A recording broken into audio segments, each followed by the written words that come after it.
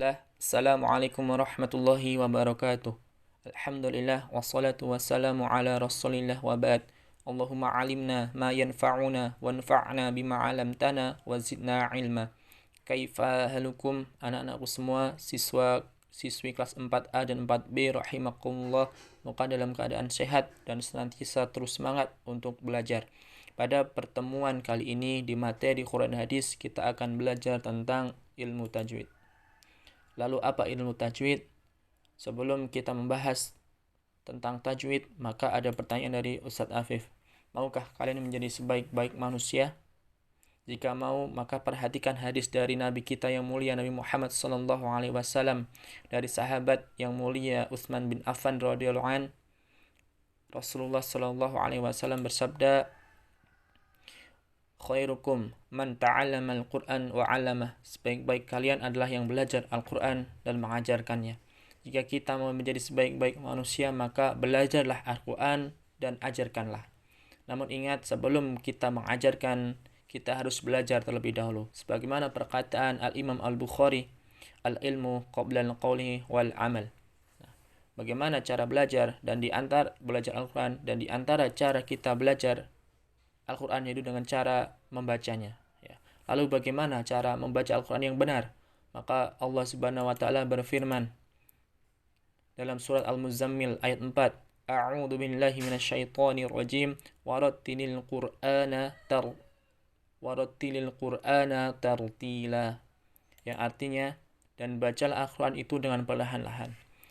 Ulama tafsir menafsirkan yang disebut dengan tartila ini yaitu dengan perlahan-lahan, supaya apa? Supaya benar cara bacaannya, kita bisa mentadaburi dan memahami artinya, bertafakur terhadap setiap ayat-ayat yang diturunkan oleh Allah Subhanahu wa taala.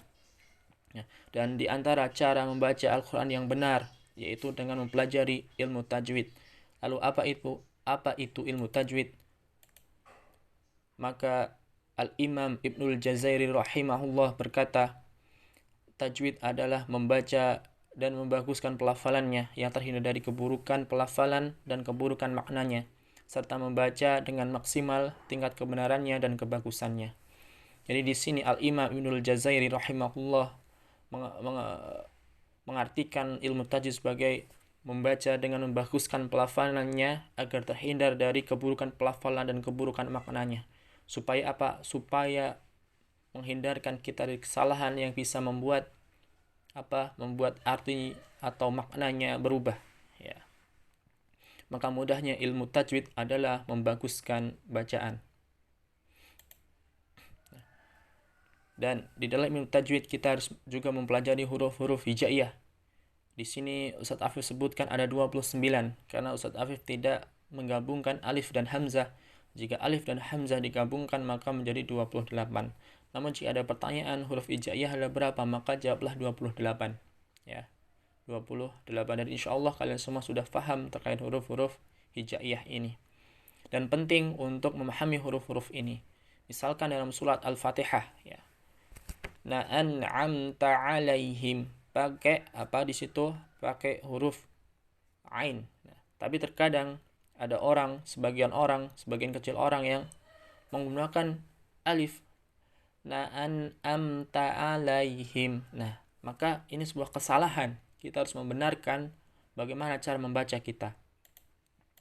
Kemudian, di antara ilmu tajwid yang lain adalah makharijul huruf. Atau apa itu makharijul huruf? Makharijul huruf yaitu tempat keluarnya huruf-huruf untuk membedakan huruf yang satu dengan huruf yang lain. Maka kita harus mengetahui tempat keluarnya huruf. Kemudian ada info tambahan, ada 2 cara mengetahui tempat keluarnya huruf. Yang pertama adalah menambahkan hamzah pada huruf sebelumnya dan menambahkan tasydid pada huruf tersebut. Kemudian cara yang kedua adalah menambahkan hamzah pada huruf sebelumnya dan mensukunkan pada huruf tersebut. Kita beri contoh, misalkan ba, huruf ba. Misalkan menambahkan hamzah a misalnya pada huruf dan menambahkan tasydid pada ba-nya, maka dibaca ab. Kan? Ab. Di mana keluarnya? Yaitu di kedua bibir atau atau asyafatan ya. Sekarang kita menggunakan cara kedua, menambahkan hamzah pada huruf sebelumnya dan mensukunkan pada huruf tersebut. Ya, misalkan ab, tuh kan? Ab, dilihat. Ab, dirasakan ya. Ab. Di kedua, bibir. Kita coba lagi dengan huruf lain. Misalkan huruf nun ya. An, an, an, ya kan? Atau disukunkan an. Di mana tempat keluarnya huruf nun? Ya, yaitu di lidahnya kita tempelkan pada gusi bagian atas. Nah, itu dua cara untuk mengetahui tempat keluarnya huruf. Lalu makharijul huruf itu sendiri terbagi menjadi 5 bagian. Ya, ada 5 bagian dalam makharijul huruf.